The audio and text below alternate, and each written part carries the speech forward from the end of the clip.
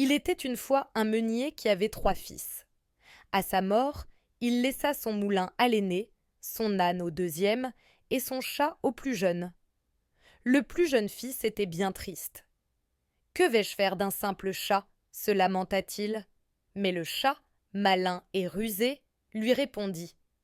Ne t'inquiète pas, maître. Donne-moi une paire de bottes et un sac, et tu verras, je te rendrai riche.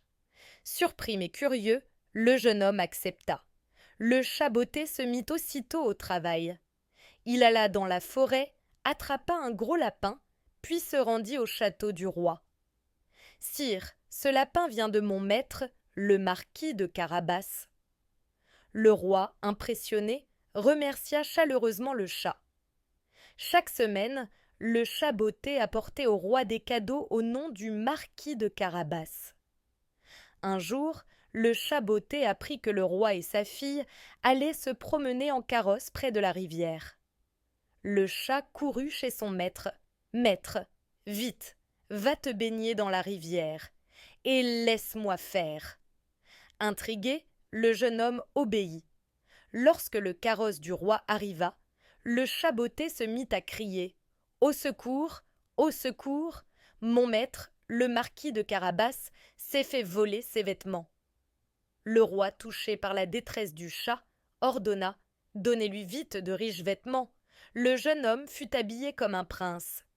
La princesse le vit et tomba aussitôt sous son charme. Pendant ce temps, le chat botté courut jusqu'au château d'un puissant ogre.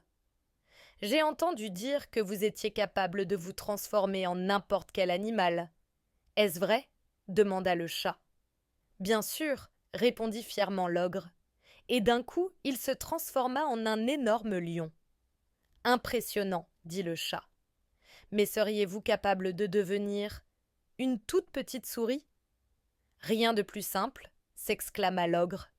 L'ogre se transforma alors en une minuscule souris, et d'un bond, le chat botté l'attrapa et le mangea.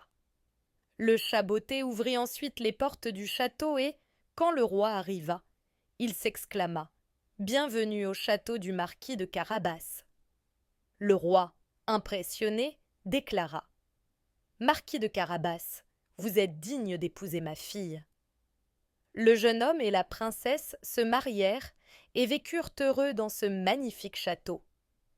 Quant au chat botté, il devint le plus célèbre et le plus rusé des chats du royaume.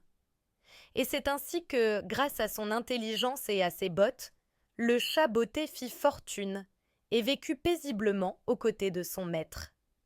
Abonnez-vous pour découvrir une nouvelle histoire chaque jour et apprendre de belles leçons de vie.